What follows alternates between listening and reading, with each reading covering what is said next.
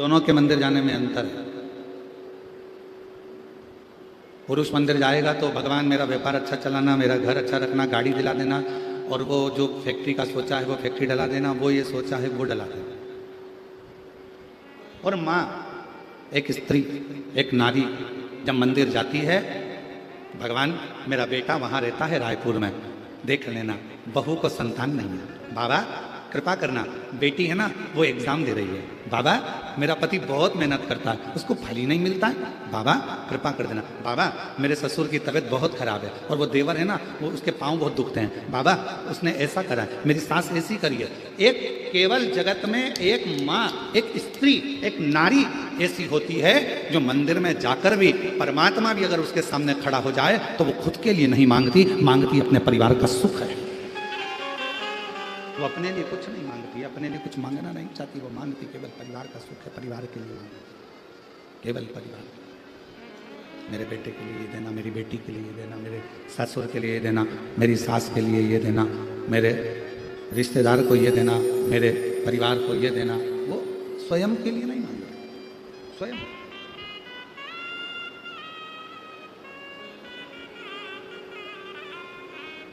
किसके लिए व्रत रखते हो? चतुर्थी का व्रत मेरी माताएं रखती है, चौथ का व्रत अपने पति के लिए, संतान सप्तमी का। ये स्पीकर नहीं चल रहे हैं बाबू, स्वयं आके सुनिए, सारे स्पीकरों को बताओ और सुनो। संतान सप्तमी का व्रत माताएं करती हैं अपनी औलाद के लिए, अपनी संतान के लिए।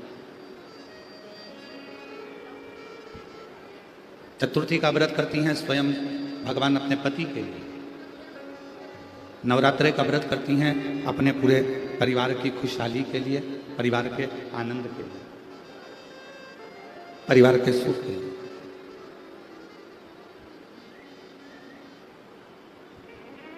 जितने व्रत मेरी माएँ कर रही हैं, जितने व्रत मेरी माताएं धारण कर रही हैं, सब दूसरे के लिए, परिवार के लिए, कुटुंब के लिए, कबीले के लिए, नातों के लिए, रिश्तों के लिए, सब के लिए, स्वयं के लिए कुछ नहीं।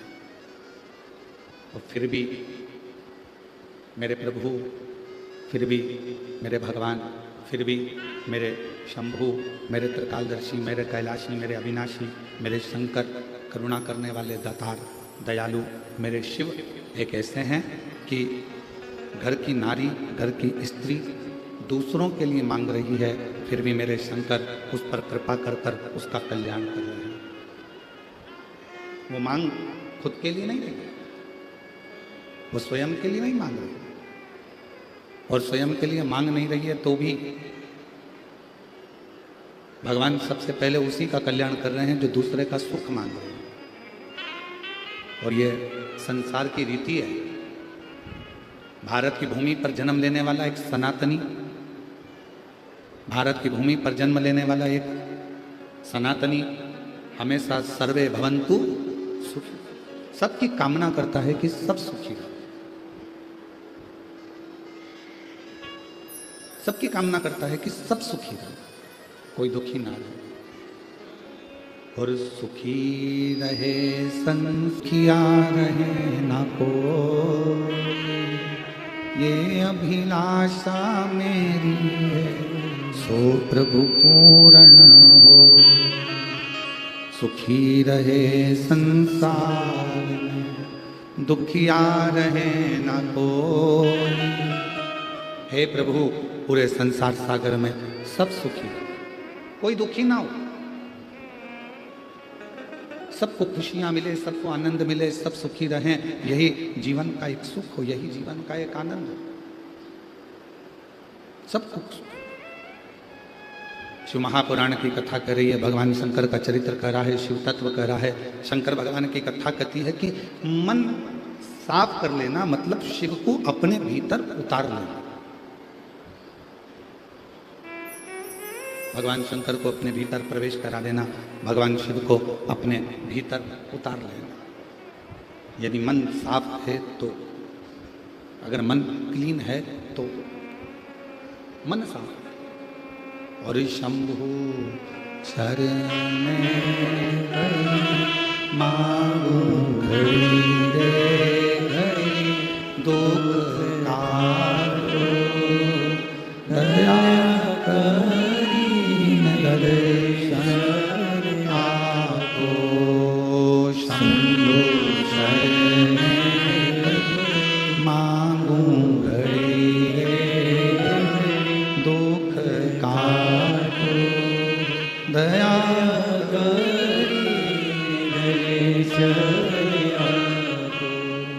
साफ होना और मंदिर का साफ होना दोनों जरूरी। माता जी ने प्रश्न करा कि आपकी कथा में स्त्रियां ज्यादा जाती हैं, हम उनसे कहेंगे कि नारी मंदिर भी ज्यादा जाती है, नारी व्रत भी ज्यादा करती है, नारी के बराबर दुनिया में कोई तप नहीं कर सकता। तप। और आज भी फिर निवेदन करूंगा, आज भी अगर ये संसार, आज भी अगर ये पूरी दुनिया, पूरा जगत अगर सही तरह से टिका हुआ है तो पूरे विश्व की जितनी भी नारियां हैं, जितने भी भारत देश की मेरी माताएं हैं, इनके व्रत, इनकी साधना, इनका तप, इनका उपास और इनका सातित्व इतना है जिसके बल पर आज भी भारत माता की ये भूमि आनंद के साथ ये सातित्व है। आप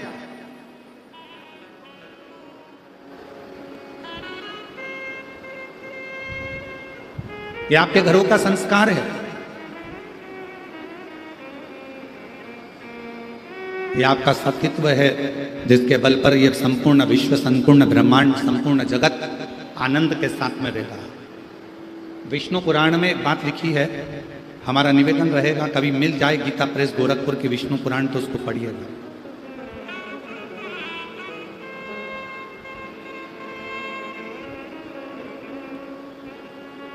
कभी गीता प्रेस गोरखपुर की विष्णु पुराण यदि आपके घर में हो, आप ज्यादा नहीं पढ़ सकते तो हिंदी की टीका पढ़िए।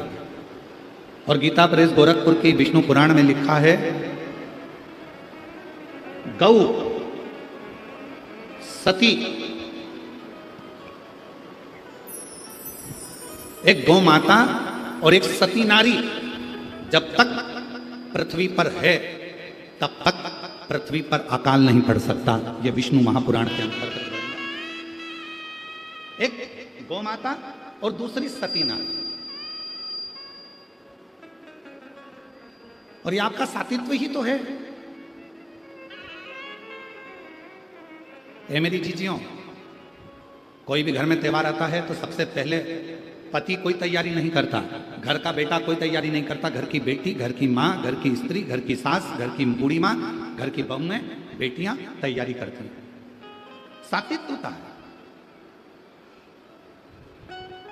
विष्णु पुराण कहती है गौ माता और दूसरी सती नारी जब तक पृथ्वी पर है, जब तक गौ माता और सती नारी जब तक पृथ्वी पर है तब तक ये पूरा ब्रह्मांड श्रेष्ठता में चल रहा है और कोई भूखा नहीं रह सकता, कोई भूखा नहीं रह सकता, वो श्रेष्ठता में भूखा नहीं। शिव कथा कर रही है, भगवान शंकर का संवाद कर रहा है, शिव महापुराण की कथा कर रही है। मन को साफ रखिए, मन को पवित्र रखिए। और तुम आना भोले बाबा, तुम आना भोले बाबा, मेरे मकान में तेरा डमरू डम डम बाजे सारे जहां। भगवान शंकर कौन से मकान में आप बुला रहे हो? भगवान शिव को किस मकान में निमंत्रण दे रहे हो? तो शिव महापुराण की कथा कहती है ये गारे का, ईंट का, सीमेंट का, लोहे का बना मकान नहीं। हम किस मकान में? तो कहा मेरे मन के मकान में। तुम आना भोले बाबा, मेरे मकान में तेरा डमरू डम डम बाजे सारे जहान। बाबा मेरे मन के मकान में आप आना। और किसको लेके आना? तुम गणपति को लाना, संग रिद्धि सिद्धि लाना, में प्रवेश करना। आप रिद्धि सिद्धि मतलब संस्कारों को लेकर मेरे हृदय में प्रवेश करना। ये मेरा मन रूपी जो मंदिर है, मकान है, इसके अंदर आप प्रवेश करें, इसके अंदर।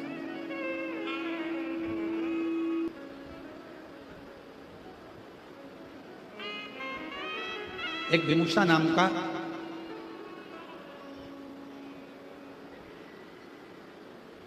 साधारण सा एक मानव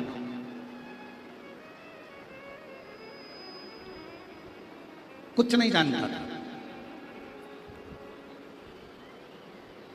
और विमुषा का जो शरीर था पूरा की पूरा शरीर बेकार सा, पूरा शरीर। पर विमुषा शिव का बड़ा भगत था। और जितनी मेरी जीजियां बेटी हैं, जीजा बेटे हैं, बेटी बेटियां, माताएं, मेरे भाई बहन जो बेटे हैं, बड़े सावधानी से सुनना इस कथा। विमुषा एक साधारण सा मनुष्य, दिखने में सुंदर नहीं था विमुषा। शरीर का रंग पूरा काला था, नेत्र भी बड़े विकराल लाल लाल भयंकर से थे, दांत बहुत काले से थे, शरीर पूरा बेकार से। जब उसका जन्म हुआ और विमुषा का जन्म हुआ तो उसके माता पिता ने सोचा कि इतना भयंकर बालक पैदा हुआ है, ये रहेगा, लोग क्या कहेंगे। इस बालक को वन में जंगल में उसको छोड़ दिया और विमुषा को जंगल में छोड़ दिया। पर कोई पूर्व जन्म के संस्कार विमुषा के रहे होंगे। हम पहले भी कथा में कहे, कोई पिछले जन्म के अच्छे कर्म बाबा तेरा साथ मिला, कोई पिछले जन्म के अच्छे कर्म मुझे बाबा तेरा साथ मिला। विमुषा का कोई पिछले जन्म का कोई अच्छा कर्म होगा। शरीर बेकार था, शरीर पूर्ण तरह से आड़ा टेढ़ा बेकार विकलांग सा, शरीर काला सा, नेत्र बड़े, दांत काले टूटे, बड़ा विकराल सा उसका शरीर था। पर विमुषा शिव का बड़ा भक्त, शंकर की बड़ी आराधना करता था। जिस मार्ग से विमुषा निकल कर जाता था, उस मार्ग से महिलाएं, पुरुष, बच्चे, बूढ़े कहीं विमुषा ना दिख जाए, उसका चेहरा देखेंगे तो हमारा दिन बेकार हो जाएगा, ये विचार करते थे गांव के लोग। और उसका मुख नहीं देखते थे, उसका मुख नहीं देखते।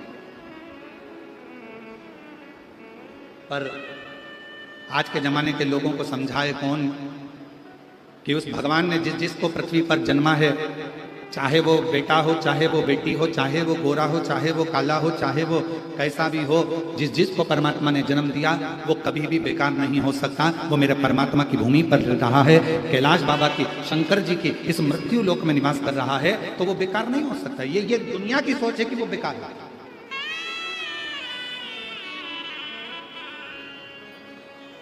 विमुषा जहां से निकलता सब हट जाते हैं, कोई उसको देखता नहीं। लोगों को लगता है इसका मुख देखेंगे दिन बेकार चले जाएगा, इसका मुख का दर्शन करेंगे दिन बेकार चले जाएगा, सोचते।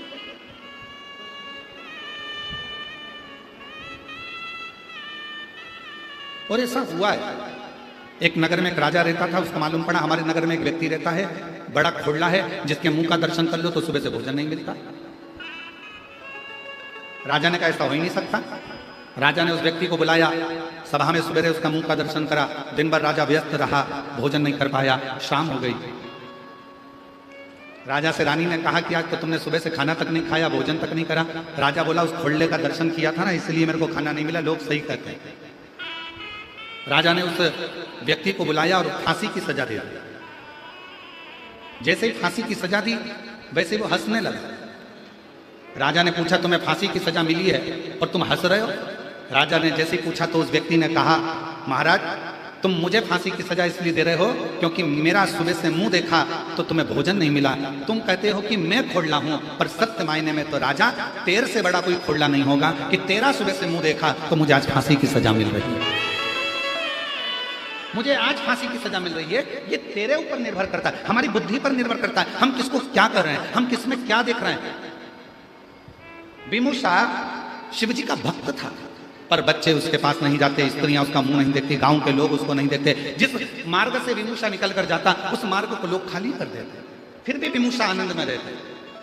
हम तो बाबा के भरोसे चलते हैं, हम तो बाबा के भरोसे चलते हैं, ये भरोसे चलते हैं, ओ गढ़दानी के भरोसे चलते हैं। विमुषा जिस मार्ग से निकलता लोग रास्ता छोड़ देते, मुख नहीं देखते, गांव के लोग बड़ा आश्चर्य करते, विमुषा की ओर कोई जाता नहीं। अब जरा विचार करना, इतना गंदा रहने वाला, इतना गंदा दिखने वाला विमुषा शिव जी के मंदिर में सेवा करता, आनंद में उसका शरीर कई जगह से आड़ा टेढ़ा था, फिर भी शंकर की आराधना करता। और एक दिन ऐसा आया कि मेरे देव अधिदेव महादेव प्रसन्न होकर उसके सामने खड़े हो गए। खड़े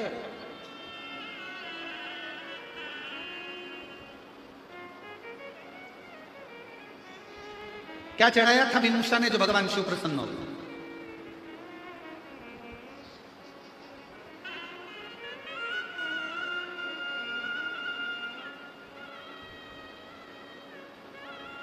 अरहर की पत्तियां। क्या चढ़ाया था? जम के बोलो जरा। अरहर की पत्तियां।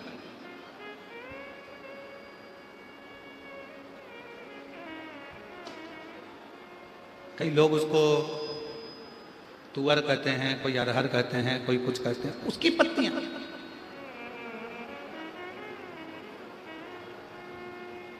और निवेदन है, कई लोग कथा सुनेंगे तो बैठकर हो सकता है कि कथा में से कुछ ना कुछ छांटे और कहें, अब बताओ गुरु जी ने कह दिया कि अरहर की पत्ती भी शिव जी पे चढ़ती है।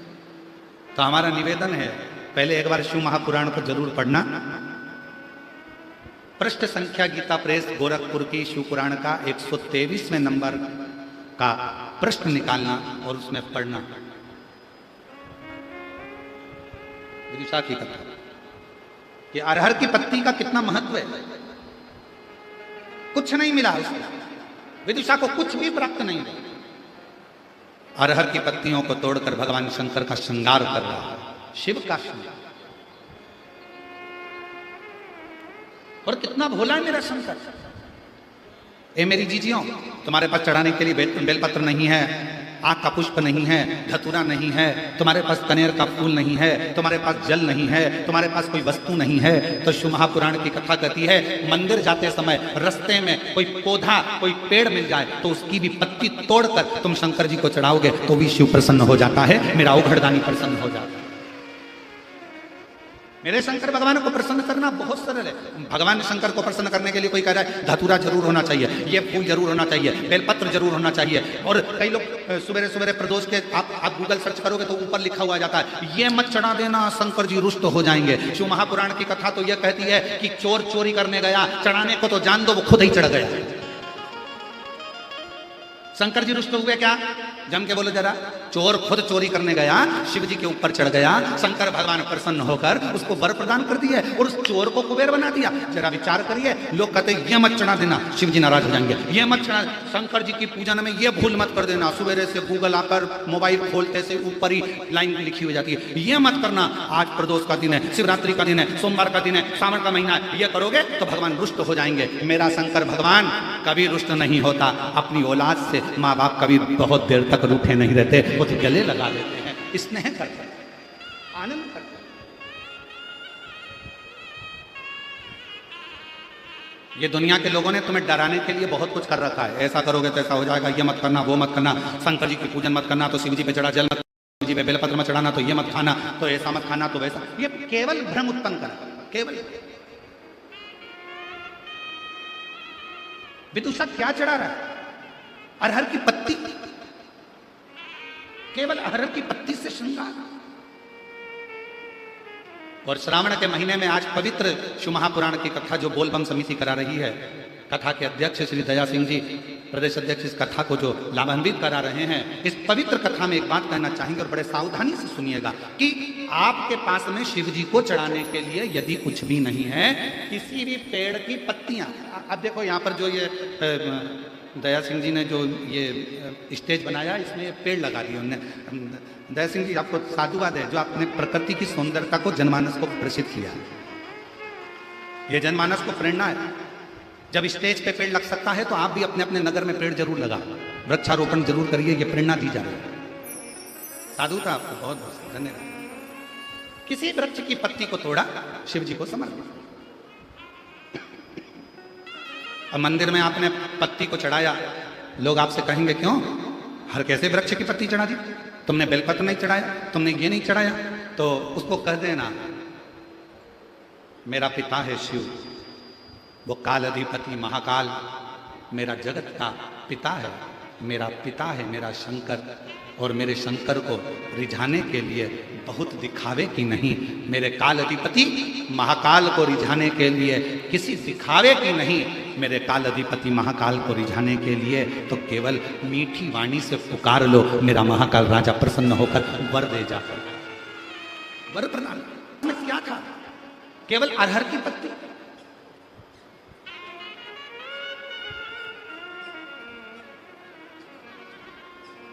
एक बेल पत्र में लाया, चरणों में तेरे अर्पण के लिए। एक बेल पत्र में लाया हो, चरणों में तेरे अर्पण के लिए। बड़ी दूर से चल कर आया हूँ, बड़ी दूर से चल कर आया हूँ मैं दर्शन के लिए। एक बेल पत्र में लाया हो, एक बेल पत्र में लाया हो, चरणों में तेरे अर्पण के लिए। एक बेल पत्र में लाया हो, चरणों में तेरे अर्पण के लिए। एक बेलपत्र से मेरा शिव प्रसन्न हो जाता है, एक साधारण सी दुर्वा से मेरा शिव प्रसन्न हो जाता है, मेरा शंकर प्रसन्न हो जाता है। और कितना, एक बहन ने पत्र में लिखा है,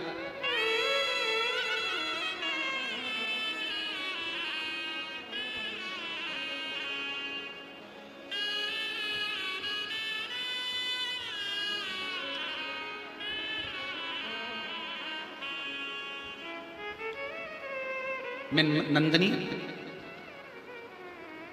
मेश्राम, पति देव कुमार मेश्राम, ग्राम रानी तराई, तहसील पाटन, जिला दुर्ग, छत्तीसगढ़ की निवासी। कहीं बैठी हो तो हाथ हिला सकते हैं, आप ही हैं। बच्चे आए हों तो उनको ला सकते हैं, ले आए। मेरी शादी को 12 वर्ष हो गए थे, संतान का सुख नहीं था। डॉक्टरों को दिखाया तो डॉक्टरों के हिसाब से इलाज तो बहुत चला पर औलाद की प्राप्ति नहीं। तब आपकी कथा के माध्यम से टीवी पर सुना था, प्रदोष के दिन, और वो कावड़ फिर भरा रही है 6 अगस्त को। प्रदोष के दिन जब आप कावड़ भरने सीहोर आओ, सीवन माँ का जल भरो तो अपनी झोली में गोदी में चावल डाल लाना, और वो चावल गोदी में रहने देना। कावड़ लेकर कुबेर भंडारी के यहाँ जाके चढ़ाना, बाद में हाथ में चावल लेकर अपने मन की कामना कर कर कुबेरेश्वर बाबा को वो 2 दाने 4 दाने धान के दे देना, और वंश की वृद्धि उससे होती है। हम फिर कहें, फिर मौका मिल रहा है 6 अगस्त को कावड़ के दिन, प्रदोष के दिन की कावड़ सुबह 9 बजे फिर भराएगी सीवन नदी से, सीहोर से। गुरुदेव, हम नहीं जानते थे कि कावड़ का इतना महत्व होता है। हमने पशुपति व्रत करे, सोमवार का व्रत करा, डॉक्टरों से भी दिखवाया पर कोई योग नहीं सामने आया। सफेद आंकड़े की जड़ का प्रयोग करा, फिर हम बाबा को कावड़ चढ़ाए और धान का गोदी में लेकर प्रयोग करा। गुरुदेव, बाबा की ऐसी कृपा हो गई। मेरी पत्नी ने मुझसे कहा था कि थोड़ा सा चावल लेकर चलना। हम बाबा की कृपा से बाबा को 2 दाने चावल के हमने क्या समर्पित करे। मेरे बाबा ने 15/10/2024 को मेरे घर में 2 पुत्र रत्न की प्राप्ति हो गई। मैं बाबा को यहाँ प्रणाम करने के लिए, एक नहीं, मेरे बाबा ने मुझे 2 दिए। अब अगला पत्र देखिए। मेरा नाम अनीता नेताम, पति अरुण नेताम, शिवपुरी जामुल का निवासी हूँ। गुरुजी, मैं भोलेनाथ जी का क्या वर्णन करूँ। हमारे घर में 12 साल तक, पत्र को आप लोग एलईडी पर पढ़ सकते हैं, 12 साल तक संतान का सुख नहीं था। एक दिन हमारे पड़ोस वाली दीदी ने आपकी कथा के बारे में बताया, तब से मैं आपका शिव, थोड़ा मेरा विश्वास डगमगा गया। फिर भी मैंने भोलेनाथ की चौखट नहीं छोड़ी। गुरुजी, आप कथा में हर बार कहते हो कि भोलेनाथ पर विश्वास हमेशा रखना। गुरुजी, मैं रोज शिवालय जाती हूँ, शिवालय को झाड़ू पोछा और छोटी छोटी उपाय करती हूँ। फिर आपने कहा सावन में कावड़ यात्रा वाला जो उपाय बताया था कि अपने झोली में धान रखकर संतान की कामना कर कर सीहोर की कावड़ भरना, हमने वही किया और बाबा की कृपा से ऐसी बाबा ने कृपा कर दी कि 12 साल के बाद मेरे घर संतान की प्राप्ति हो गई। मैं बाबा को यहाँ प्रणाम करने के लिए आया। ये शिव तत्व है। और लुटा दिया भंडार काशी वाले ने, कर दिया मारा मान काशी वाले। जो जैसी भावना लाया वो वैसा ही फल पाया। जो जैसी भावना लाया वो वैसा ही फल पाया। नहीं खाली उसे लौटाया, वो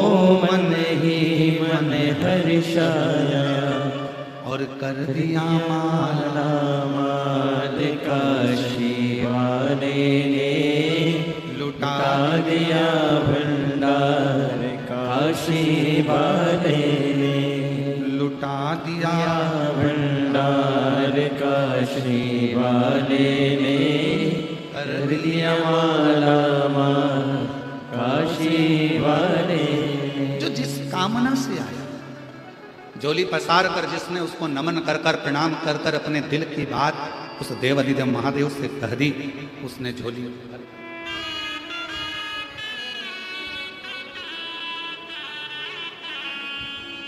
जो जैसी भावना लाया वो वैसा ही फल पाया। एक बार जोरदार ताली बजा कर जो जैसी भावना लाया वो वैसा ही फल पाया। नहीं खाली उसे लौटाया वो मन ही मन हर्षाया।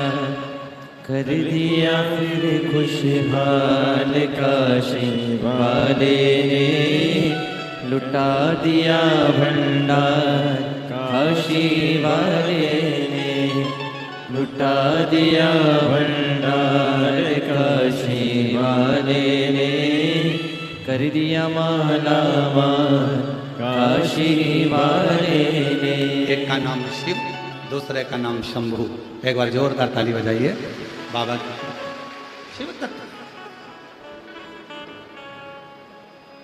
लोग कहते हैं सीहोर की कावड़ इतनी प्रसिद्ध क्यों है? सारी दुनिया में जेंट्स पुरुष लड़के कावड़ लेकर जाते हैं और सीहोर की कावड़ महिलाएं लेकर जाती हैं। क्यों?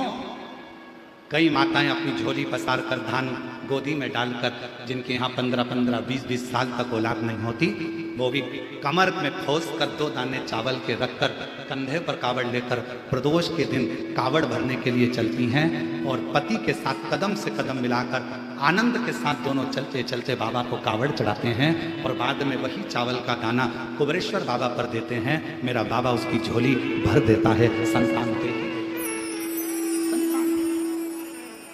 इतना महत्व कुबेरेश्वर बाबा की कावड़ का है, इतना एक विश्वास, एक भरोसा, एक दृढ़ता, क्या ना है।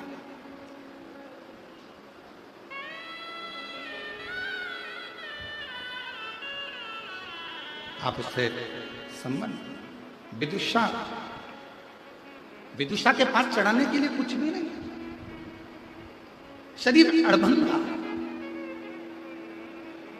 नेत्र विशाल, चेहरा काला, शरीर आड़ा टेढ़ा, भयंकर नेत्र लाल, भयंकर नेत्र।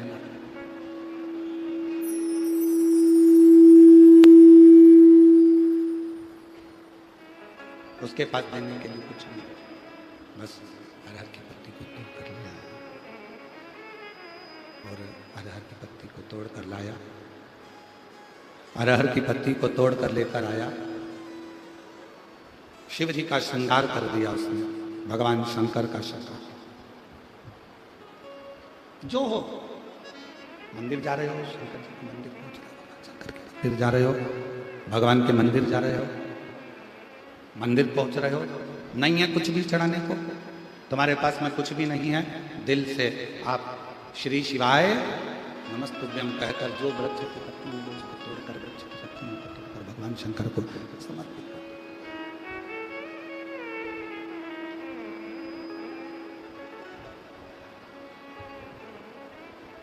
वृक्ष की पत्तियों अच्छा चल रहा था तो उसको गड़बड़ कर दिया। तो वृक्ष की पत्तियों को तोड़कर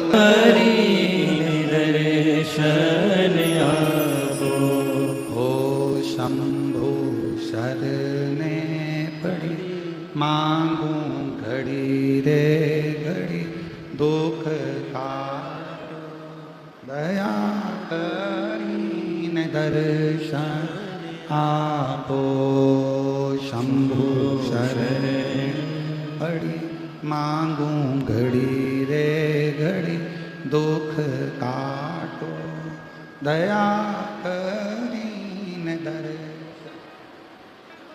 विदुषी देने के लिए कुछ भी नहीं, उसके पास में भगवान शिव को क्या प्रदान करे, क्या दे।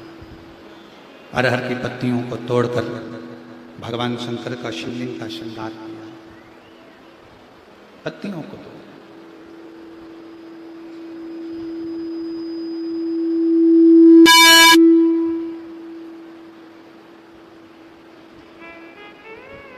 क्या दें भगवान शिव को, क्या प्रदान करें भगवान शंकर को, क्या दें, क्या प्रदान करें, क्या दिया जाए भगवान शिव को, क्या प्रदान किया जाए। शिव पुराण कहती है जो दिल से दे दोगे, जो दिल से प्रदान कर दोगे, जो भी मन से भगवान शिव को आप दोगे भगवान उसको स्वीकार कर लेगा। जो भी आप दिल से भगवान शिव को दोगे शिव उसको स्वीकार कर लेगा, शिव स्वीकार कर।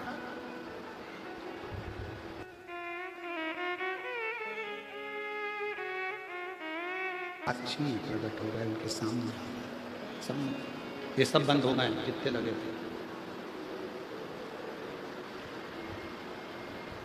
विदुषा की साक्षी में भगवान शिव प्रकट हो गए सब। बाबा मांग तुझे क्या चाहिए, मैं तुझे क्या प्रदान करूं, क्या दूं तुझको, क्या दिया जाए तुझे, मांग ले।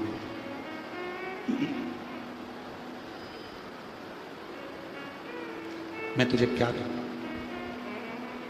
विदुषा ने देखा भगवान शिव को, भगवान शंकर को,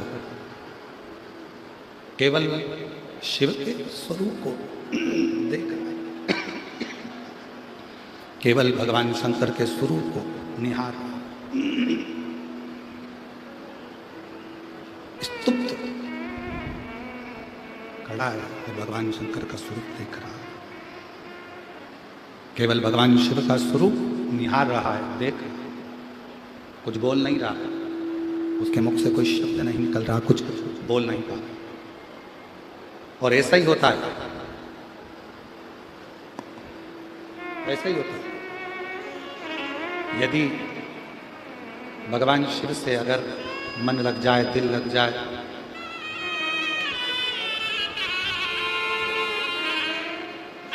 शंभो प्रणाम करो, शंभो शंभो शंभो।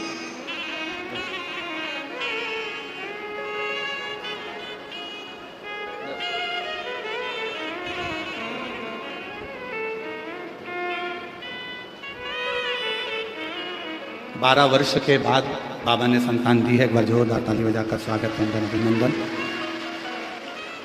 शिव तत्व भगवान शंकर की कथा, भगवान शिव का कथा वर्णन कर रही है, शिव तत्व कह रहा है।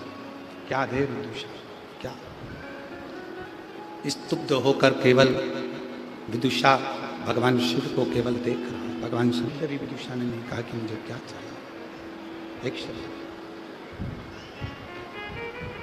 हम तुम्हें क्या दें, हम तुम्हें क्या प्रदान करें, मांगो तुम्हें क्या दिया जाए।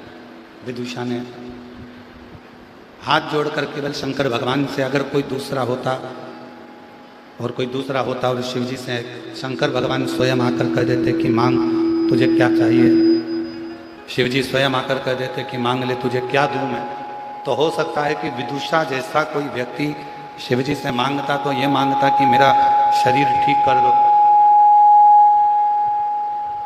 विदुषा जैसा कोई व्यक्ति अगर मांगता तो ये मांगता कि मेरा शरीर ठीक कर दो, मुझे रोग से मुक्त कर दो, या मेरा शरीर सुंदर कर दो, या मेरा जो शरीर है आड़ा टेढ़ा इस शरीर को ठीक कर दीजिए, इतना मांग लेता।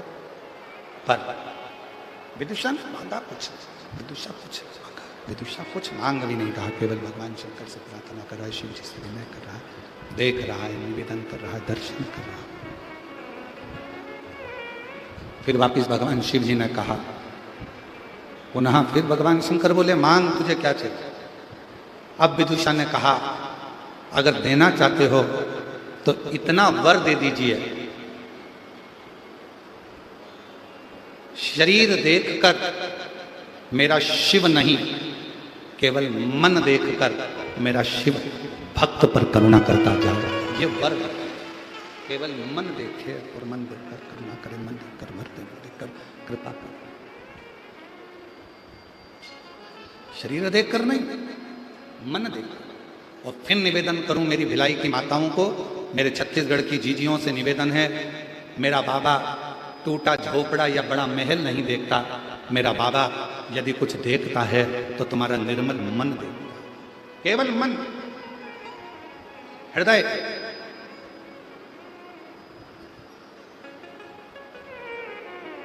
और जब तुम्हारा मन पवित्र होगा, मन की शुद्धता होगी, मन में एक एकाग्रता, एक जागरूकता मन के अंदर होगी, तो बाबा सुनेगा जी। ये दया सिंह जी जो कथा लेकर आए हैं, ये कथा यहाँ होने वाली नहीं थी, पर इनका विश्वास 2 दिन तक 3 दिन तक सीहोर में वहीं पर बाबा के दरवाजे पर टिके रहे और कुबरेश्वर बाबा को लोटा भर भर के जल चढ़ाते रहे और विनती करते रहे, कथा चले। और दया सिंह जी जैसे आप, वैसे ही एक दामोदर प्रसाद जी साहू हैं, दुर्ग जिले के धनोरा गांव के, वो भी बाबा के धाम पर आकर टिक गए। बाबा मुझे कथा देंगे, बाबा मुझे कथा देंगे। और वो दामोदर प्रसाद जी साहू, उनसे पूछा गया कि इतना कथा का विस्तार होता है, इतने भक्त आते हैं, सबकी भोजन व्यवस्था, रुकने की व्यवस्था, शौचालय व्यवस्था, सारी व्यवस्थाएं कैसे करोगे? तो वो साहू जी, दामोदर जी बोले, बाबा बैठा है ना गुरु जी, आप कहते हो शंकर कराता है और शंकर ही करता है। दया सिंह जी वो 4 दिन तक वहीं टिके कुबरेश्वर धाम का, और आखिरी में बाबा की ऐसी कृपा हुई कि दुर्ग जिले के धानोरा गांव में 25 से 29 अक्टूबर तक शिव महापुराण कथा की तारीख निश्चित। ये शिव की भक्त,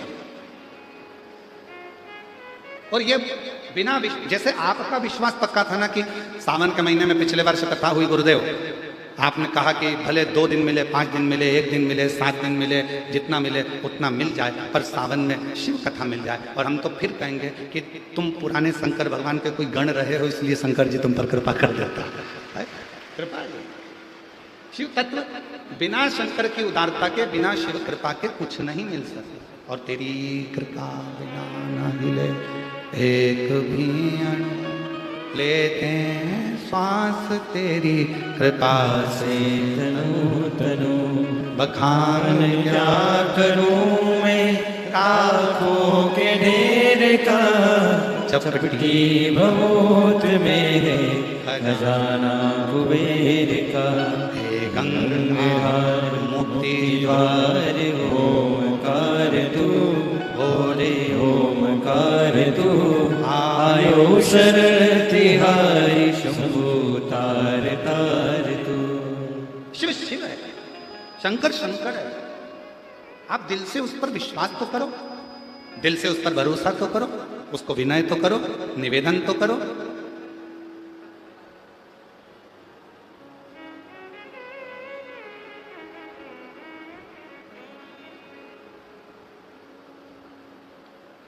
विदुषा,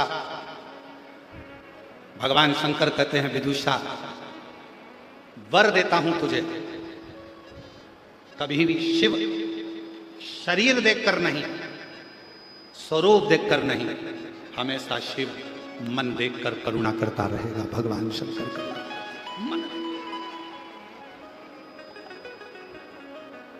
ये शिव है। ओगरदानी भगवान शंकर त्रिकालदर्शी कैलाशी, जैसे शिव महापुराण की कथा में एक चरित्र आता है बड़ा सुंदर। एक बार वासुकी नाग भगवान शिव के गले में पड़ा हुआ था और वासुकी नाग से मिलने के लिए शेषनाग आ गया। वासुकी नाग के बड़े भाई हैं शेषनाग, कारकोटक आ गया, तक्षक आ गया, शेषनाग जी आ गए।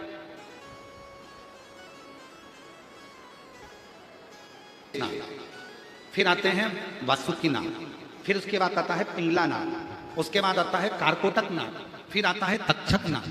फिर होते होते चालू होते होते इसे क्रम चलते चलते चलते चलते नागों का क्रम बहुत, शंभु शंभु शंभु, बहुत सारे नागों का क्रम आता है, बहुत। तो एक बार सारे नाग जितने भी थे ना, ये भगवान वासुकी नाग के जितने भाई थे सब एकत्रित हो गए और सबने इकट्ठा होकर एक साथ में जाकर विनय करी, निवेदन करा कि वासुकी नाग से कहा कि भैया एक काम करो, एक बार हमको भी शंकर जी की सेवा का मौका दो, एक बार हमको भी शिव जी की सेवा का मौका दीजिए, हम भी शंकर जी की सेवा करना चाहते हैं, हम भी शंकर भगवान की सेवा में लगना चाहते हैं। और निवेदन सभी शिव भक्तों से, भगवान शंकर के भक्तों से एक निवेदन है, भगवान शंकर के भक्तों से एक निवेदन है, मौका मिले अपने क्षेत्र में कथा हो, जैसे ये कथा चल रही है ऐसे ही अपने क्षेत्र में कभी कथा हो और तुमको कोई मौका मिले सेवा करने का, कोई मौका, जैसे यहाँ भोजनशाला में भोजन चल रहा है,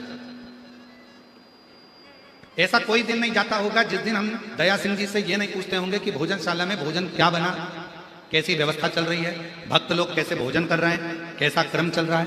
और मैं बहुत बहुत धन्यवाद भिलाई क्षेत्र के माननीय IG, DIG, collector, SP, commissioner, यहाँ की पूरी पुलिस फोर्स, यहाँ की चिकित्सा विभाग, यहाँ का वन विभाग, यहाँ का पीडब्ल्यूडी विभाग, यहाँ का एक एक विभाग को मैं यहाँ के सांसद, यहाँ के विधायक, यहाँ के कलेक्टर, यहाँ के एसपी महोदय, आईजी, डीआईजी, एसपी, यहाँ के जो भी क्षेत्रवासी जितने भी सरकारी अधिकारी हैं और जो जो ड्यूटी पर लगे हुए हैं उनको, और जितने जितने बड़े बड़े अधिकारी हैं सबको धन्यवाद देता हूँ कि इस भिलाई क्षेत्र की इतनी बड़ी कथा को आप लोगों ने फूल जैसा हाथ में संभाल रखा। गला खींच रहा शिवाय नमस्तुभ्यं श्री शिवाय नमस्तुभ्यं श्री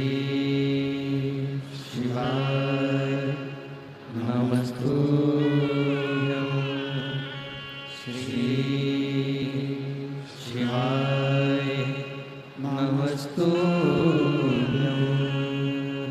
भोला सब दुख काटो हमारा, ओ भोला सब दुख काटो हमारा।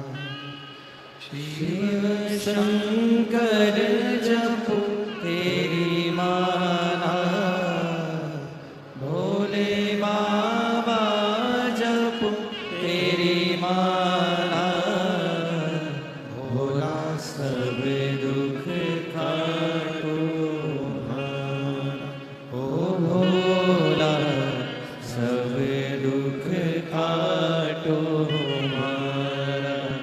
वेश है मंगल मंगलकारी, वेश है मंगल मंगलकारी, शमशान वासी हमारा, शमशान वासी हमारा, ओ भोला सब दुख काटो हमारा, ओ भोला सब दुख काटो हमारा।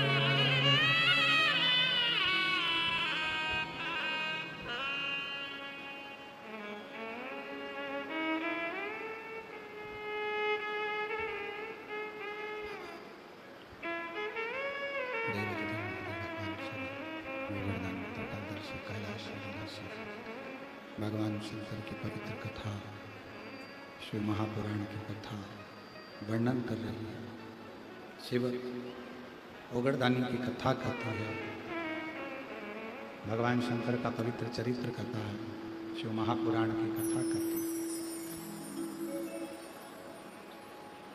वासुकी नाग के पास में शेषनाग जी आए, पिंगला नाग आया, कारकोटक नाग आया, तक्षक नाग आया और विनती कर, विनय कर, वासुकी एक बार सेवा का मौका हमको भी दो, भगवान शिव की सेवा हम भी करें, ऐसी कृपा कर।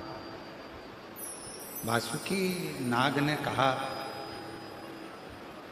वासुकी नाग ने कहा कि शेषनाग जी आप तो भगवान नारायण के शेष सैया हो, तक्षक तुम भी सेवा में लगे रहते हो, कारकोटक तुम भी सेवा में रहते हो, और पिंगला तू भी देवताओं की सेवा में रहता है।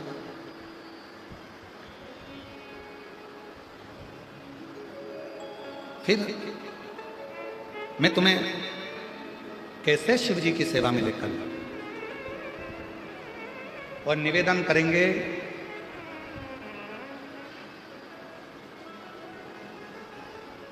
दुनिया की सारी सेवा तुम्हें भाग्य से मिल सकती है, पर शिव महापुराण की कथा यदि सुन रहे हो, शंकर जी के मंदिर में झाड़ू लगा रहे हो, पोछा लगा रहे हो, शिव भक्त को पानी पिला रहे हो, किसी का मुंह झूठा करा रहे हो, कोई सेवा शिव जी की अगर मिली है तो यह भाग्य से नहीं, ये सौभाग्य से प्राप्त होती है। तो पूर्ण के सुख से ये प्राप्त हो, सुख से। और कोई पिछले जन्म के अच्छे कर्म मुझे बाबा तेरा साथ मिला, कोई पिछले जन्म के अच्छे कर्म मुझे बाबा तेरा साथ मिला।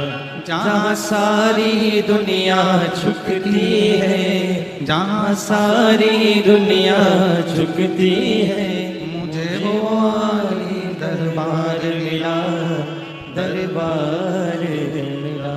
कोई पिछले पिछले जन्म के अच्छे कर्म मुझे बाबा तेरा साथ मिला। कोई पिछले जन्म का कोई अच्छा कर्म होगा, सौभाग्य से शिव की सेवा मिलती है, सौभाग्य से भगवान शंकर की सेवा प्राप्त हो, सौभाग्य से। वासुकी ने हाथ जोड़े अपने भाई शेषनाग के, कहा भैया सेवा में तुम्हें कैसे दूं, पर यदि तुम कह रहे हो तो मैं देवाधिदेव महादेव से प्रार्थना जरूर कर सकता हूं। और बहुत सुंदर प्रसंग है, ध्यान देना। विधायक जी से मिलना है तो उनके जो साथ में रहता है, उनके जो बिल्कुल क्लोज में है, उनके पास में है, उनसे जाकर मिलो, विधायक जी से मिला। सांसद जी से मिलना है, जो उनके क्लोज में है उससे मिलो, सांसद जी से मिला देगा। मिनिस्टर, मंत्री, राजा, महाराजा आदि आदि किसी से भी मिलना है, उनके जो क्लोज में है उससे जाकर मिलो, वो मिलवा देगा। उसी तरह शेषनाग जी ने, पिंगला ने, कौरकोटक ने, तक्षक ने, इन चारों नागों ने विचार करा, शंकर जी के करीब में जो सबसे पास में रहता हो, एक क्षण भी दूर ना रहता हो, वो हमें शिव से मिला सकता है। तब उन्होंने विनती करी, निवेदन करा, प्रार्थना करी, विनय करी। उन्होंने प्रार्थना करी, विनय करा, निवेदन करा और वासुकी नाग से कहा। तब वासुकी नाग ने पहले तो मना करा, फिर बार बार विनती करी गई तो उन्होंने कहा ठीक है, मैं जरूर प्रयास करूंगा। मुझे याद है जिस समय पर समुद्र का मंथन हो रहा था,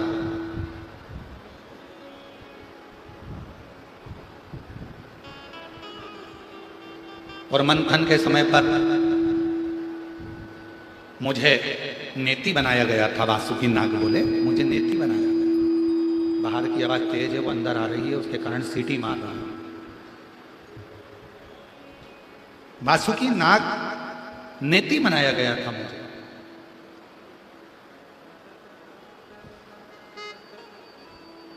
और वासुकी नाग की नेति में बना था तो मुझे याद है, आप लोगों में से किसी ने मक्खन बनाया है? हाथ तो उठाओ जरा। मशीन के द्वारा नहीं, पहले वो ऐसी रस्सी होती थी और वो रस्सी को मत कर, किस किसने बनाया? आप जरा हाथ उठाओ। अरे वाह, प्रणाम आपको, नमन। और उससे मथते थे। जो लकड़ी की रई होती थी उसका कुछ बिगड़ता था क्या? जम के बोलो जरा। नहीं, बिगड़ता किसका था? जो वो रस्सी घिसाती थी उसी का बिगड़ता। शेषनाग, वासुकी नाग, इनकी नेथी को बनाकर जो मथा,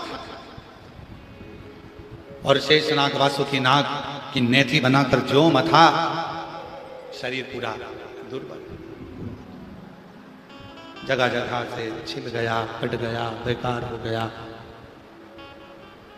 कौन कृपा कर? तब मेरे देवादिदेव महादेव भगवान शंकर, मेरे ओघड़दानी, मेरे शिव आए और मेरे शंकर भगवान ने उसी समय पर आकर शेष वासुकी को वर दे दिया। उन्होंने मांगा कुछ नहीं, उनको अपने गले में धारण कर लिया और कहा, जब तुम्हारा मन हो मुझसे कुछ ना कुछ मांग लेना। तब चारों भाइयों के लिए आज वासुकी ने शिव जी से प्रार्थना की, सेवा चाहिए, सेवा, वो कुछ अच्छा करो। ये मनुष्य का शरीर वापिस नहीं मिलना है।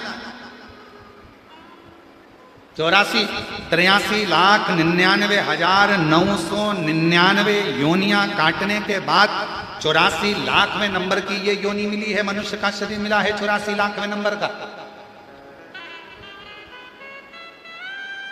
और इससे पहले जितनी योनियां थी, खटमल बने, मच्छर बने, झिंगुर बने, छिपकली बने, चूहा बने,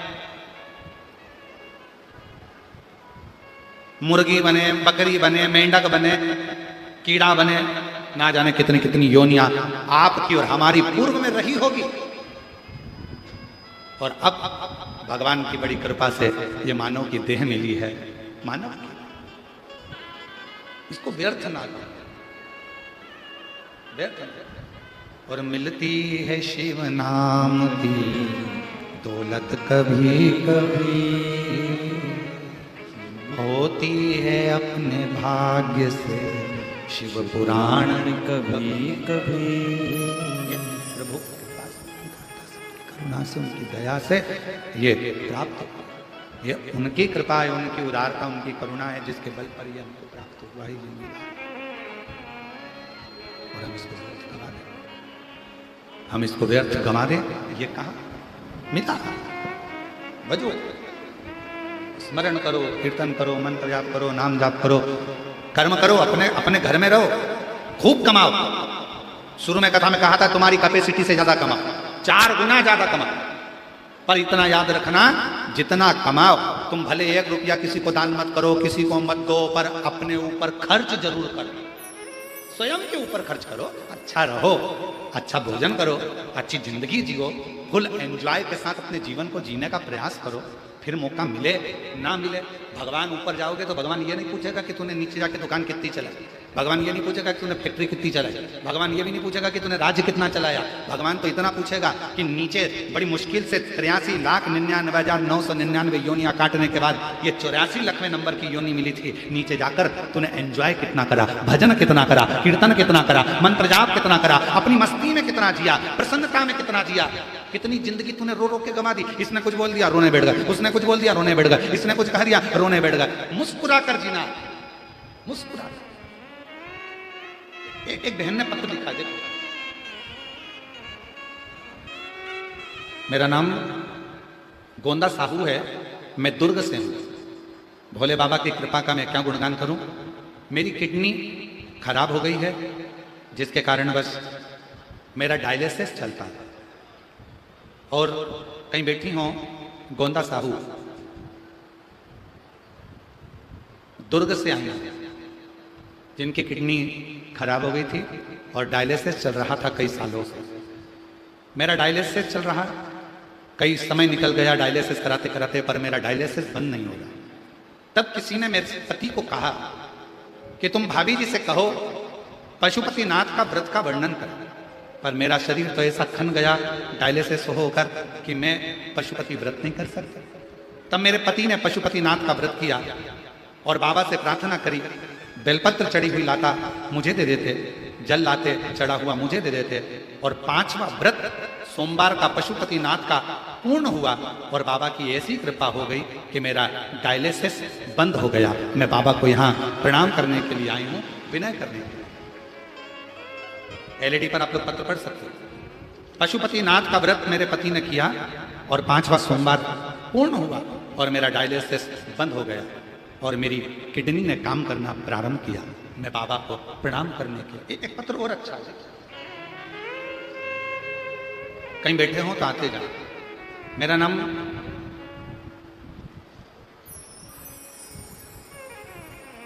मोतीबाई साहू है। मेरे पति का नाम सुखचंद्र जी साहू है। मैं ग्राम, जरा पढ़ के बताओ तो क्या लिखा है? ग्राम कृपा कांपा, जिला महासमुंद, छत्तीसगढ़ में निवासी हूँ। मेरा भाई की पत्नी के सिर में छोटे छोटे गठाने हो गई थी। हम उसे पढ़ते जाओ जरा, थोड़ा हम लोग पढ़ ना पाए तो तुम पढ़ लो। बड़गढ़, हम उसे बड़गढ़ के डॉक्टर के पास ले गए और उन्होंने बोला कि ये गठान यहाँ ठीक नहीं हो सकती, उन्हें रायपुर में ले जाने के लिए बोला। जब हम उन्हें रायपुर के डॉक्टरों के पास चेक करवाए तो डॉक्टरों ने बोला कि उनको एडमिट करना पड़ेगा।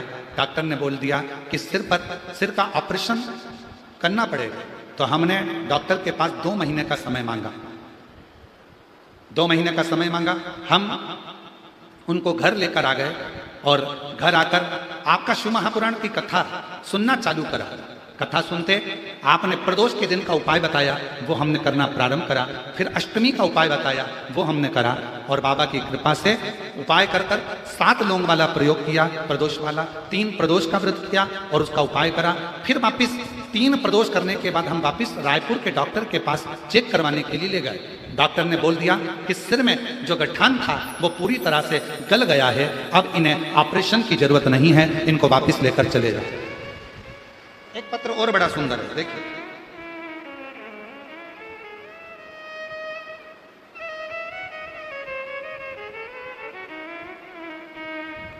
मैं यशु साहू, पिता रामरतन साहू, में गणेश नगर वार्ड नंबर 5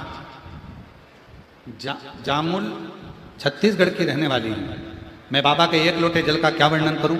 जिनके पत्र पढ़े जा रहे हैं वो व्यासपीठ काट सकते हैं। मैं 2022 से सरकारी नौकरी की तैयारी कर रही हूँ। मैंने कई एग्जाम दिए लेकिन कुछ नंबरों से रह जाती हूँ, दुखी हो जाती। जब मेरा सिलेक्शन नहीं होता तो मैं कभी हार जाती। गुरुदेव, निरंतर मेहनत करती और मैंने 5 समी पत्र, 5 बेलपत्र, 5 मूंग, 5 सफेद पुष्प वाला प्रयोग किया और कुबरेश्वर बाबा से 5 जाकर प्रार्थना करी।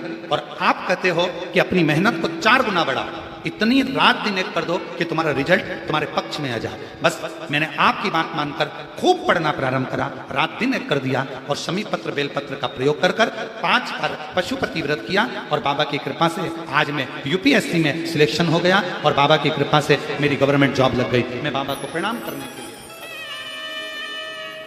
और तेरी कृपा का क्या है भरोसा, कब किस पर हो जाए, जरा सी हम पर कर दो, जरा सी हम पर कर दो।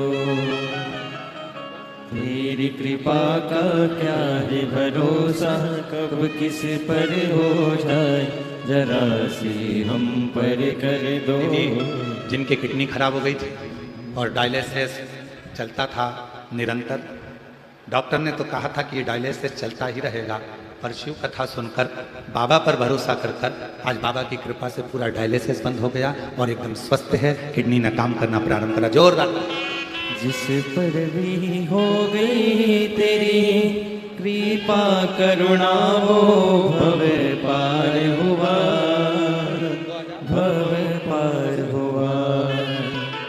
पापी हो चाहे जितना, उसका भी बाबा 2021 से चल रहा था और बाबा की कृपा से आज शिव करुणा करेगा। जिस पर भी हो गई तेरी कृपा करुणा, वो भव पार हुआ, भव पार हुआ। पापी कोई देव, ऐसा कोई देवता नहीं जो देव अधिदेव महादेव की आराधना ना करता हो, तो फिर दुनिया के लोग क्यों भटके, क्यों यहां वहां जाना, किस लिए भटकना? गुरु नानक देव जी ने अपनी वाणी में कहा है, और गुरु नानक देव जी अपनी वाणी में कहते हैं, रे वाले, मन की स्थिरता में परमात्मा की कृपा होती है। जिस दिन तुम्हारा मन स्थिर हो गया और मेरी जीजियों, जिस दिन तुमने विचार कर लिया कि मेरी झोली, मेरी गोद मेरा बाबा ही भरेगा और मेरा सारा काम मेरा देव अधिदेव महादेव पूर्ण करेगा, उस दिन तुम्हें कहीं जाने की जरूरत नहीं पड़ेगी। थोड़ा विश्वास को दृढ़ बनाना, श्रद्धा पूर्ण रखना, विश्वास पूर्ण रखना, भरोसा पूर्ण रखना और शिव भगवान शंकर के मंदिर तक जाते रहना, शिव की आराधना करते रहना, शंकर की उपासना करते रहना। फिर एक ना एक दिन ऐसा जरूर आएगा कि मेरा शंकर भगवान तुम्हारी झोली खुशियों से जरूर भर देगा। बोल बम का नारा है, आवाज नहीं आई, जरा दमदारी से बोलो, बोल बम का नारा है, सारी समस्या का हल। श्री शिवाय, श्री शिवाय, श्री शिवाय। शिव कृपा करेगा, शंकर करुणा करेगा, शंकर दया करेगा, निश्चित।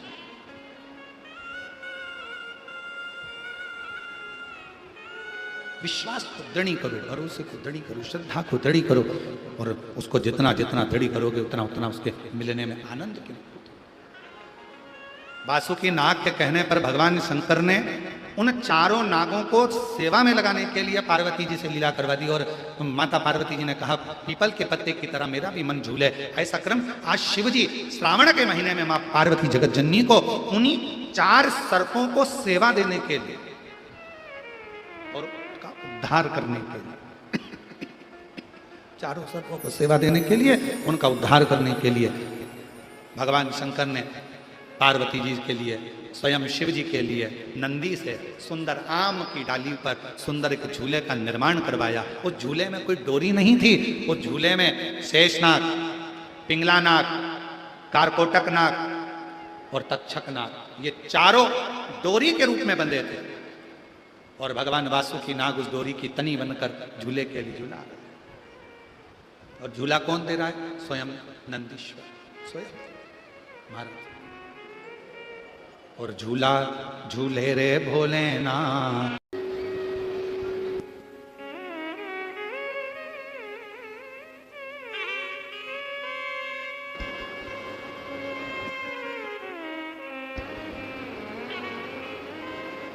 एक मन और दूसरा मंदिर,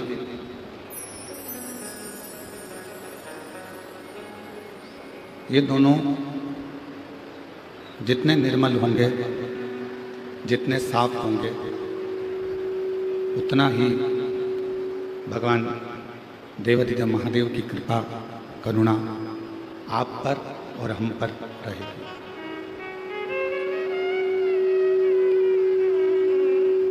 एक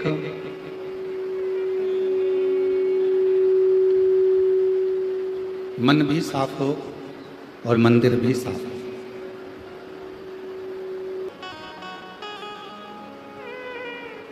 मन जितना साफ होगा, मन जितना क्लीन होगा, निर्मल होगा, उतना उतना शिव हमारे करीब में आते चले जाएंगे। इसलिए मन का साफ होना भी जरूरी है और मंदिर का साफ होना भी जरूरी है।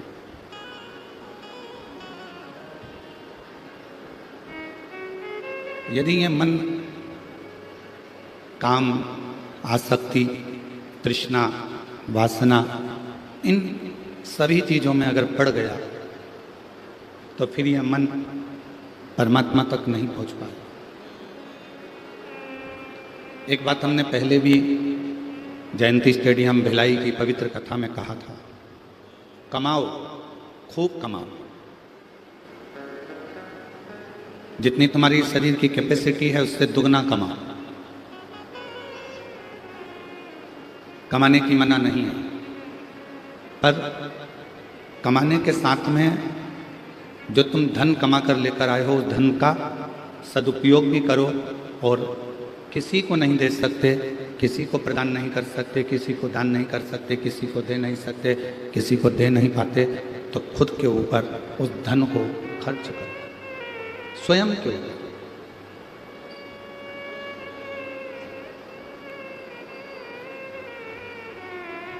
क्या होता है कि मनुष्य, मानव कमाता तो खूब है, धन एकत्रित भी करता है, पर स्वयं पर खर्च नहीं कर पाता।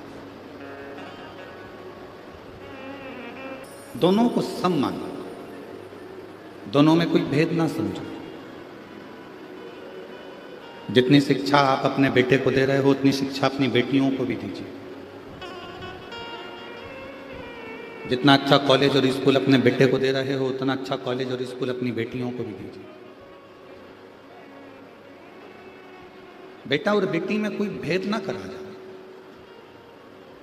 शिक्षा वो धन है, शिक्षा वो पूंजी है जो बेटे के लिए भी और बेटी के लिए भी कहीं ना कहीं उसकी मंजिल का मार्ग खोल देती है,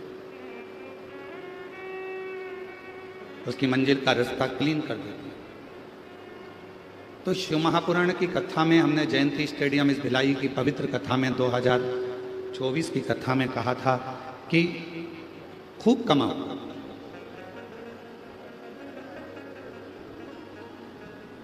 कमाने की कमी ना करिएगा, पर कमाए हुए धन को अपने ऊपर खर्च करने का भी क्रम रखिए।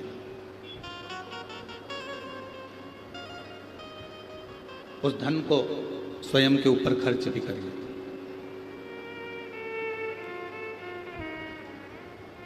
अब मालूम पड़ा कमाया तो खूब, पर अपने ऊपर खर्च ही नहीं कर पाए,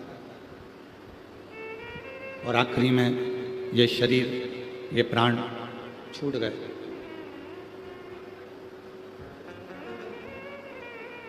एक मन को साफ कर लेना, अर्थात अपने मन को ही मंदिर बना लेना।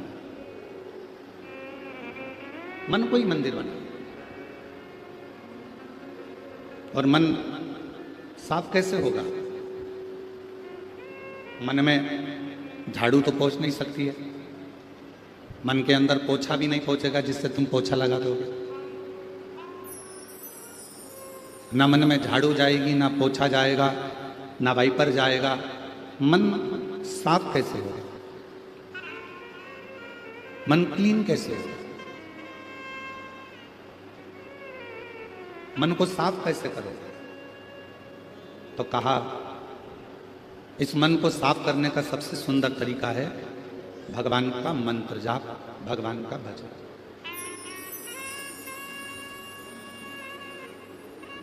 जितना जितना भगवान का भजन करोगे, जितना जितना मंत्र जाप करोगे, जितना जितना नाम जाप करोगे, जितना जितना स्मरण करोगे, जितना जितना भगवान को पुकारोगे, उतना उतना ये मन शुद्ध होता चला जाएगा।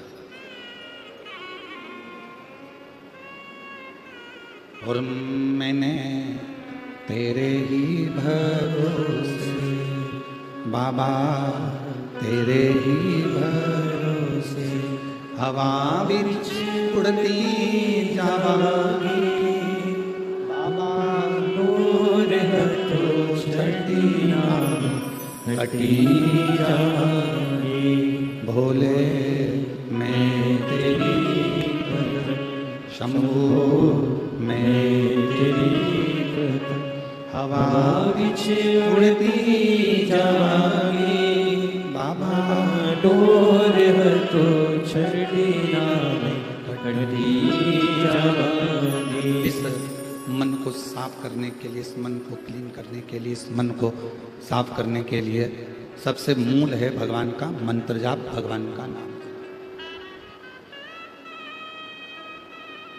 भगवान को याद करना। अब एक बात आपसे पूछें, सब मेरी भिलाई की जीजियां बोलना, मेरे जीजा हुन बोले, बेटियां बोले, बेटा बोले, बुजुर्ग बोले। मंदिर साफ रहता है तो उस मंदिर में मक्खियां नहीं भिनकती। बोलो सही है कि गलत है? मंदिर अगर साफ है तो उसमें ना मक्खियां आएंगी, उसमें ना चींटियां आएंगी, उसमें ना चींटे आएंगे, कुछ भी नहीं है।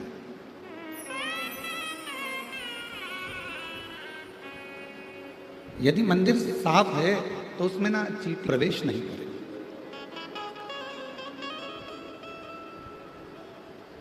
ये मक्खियां अंदर प्रवेश नहीं कर पाएंगी। प्रेशर फ्लो, प्रेशर, ये मक्खियां अंदर प्रवेश नहीं कर पाएंगी। साफ होना जरूरी है।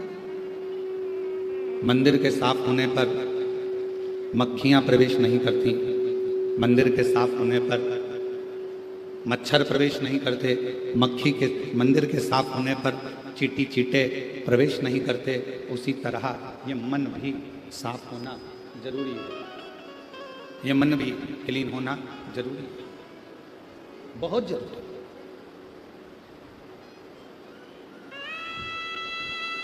और कितना सुंदर कहा पूर्व में कि गुरु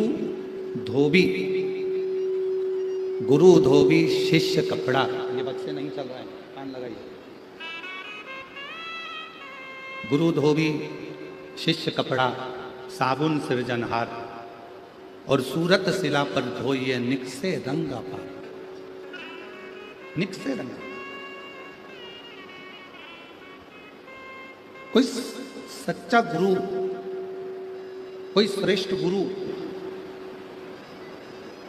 धोबी के समान हो जाता है और चेला शिष्य कपड़े के समान हो जाता है। और गुरु क्या करता है? उस कपड़े को धोने के लिए, उस शिष्य को धोने के लिए भगवान के नाम का साबुन बनाता है और सत्संग में ले जाकर बिठा देता है। और जैसे ही सत्संग में वो व्यक्ति बैठता है और गुरु अपनी वाणी से अपने शिष्य को धोना प्रारंभ करता है तो उसका रंग निखरना प्रारंभ हो जाता है, वो श्रेष्ठ बनना प्रारंभ, उसकी श्रेष्ठता बन जाती है, उसकी आनंदता बन जाती है। और गुरु धोबी शिष्य कपड़ा, साबुन सिरजनहार, सत्संग शिला पर धोइए निकसे रंग अपार। गुरु धोबी के सम हो, शिष्य कपड़े के सम हो, और उस पर भगवान के नाम का साबुन लेपित किया जाए और फिर उसको धोया जाए तो वो अपने आप में निर्मल हो जाए। कल एक प्रश्न एक बहन जी ने किया, शायद पत्र को हम ढूंढेंगे तो थोड़ा समय लगेगा। एक बहन जी ने पत्र में लिखा कि आपकी कथा में सबसे ज्यादा महिलाएं क्यों आती हैं? प्रश्न था।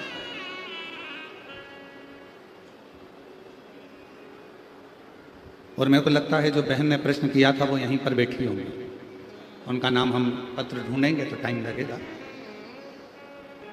शिव महापुराण की कथा में सबसे ज्यादा महिलाएं क्यों आती, माताएं क्यों आती, किस लिए आती? जिस बहन जी ने प्रश्न किया मैं उनको हाथ जोड़कर निवेदन करूंगा कि मेरी जीजी, जगत में केवल एक माताएं ही ऐसी होती हैं, मेरी बहन ही ऐसी होती हैं, मेरी बहुएं, मेरी बेटियां, मेरी माताएं ही केवल ऐसी होती हैं जो अपने लिए कुछ नहीं मांगती, हमेशा अपने परिवार की खुशी ही मांगती। एक पुरुष और एक स्त्री, एक पुरुष भी मंदिर जाता है, स्त्री भी मंदिर जाती है, एक पुरुष भी मंदिर जाता है और एक स्त्री भी मंदिर जाती है।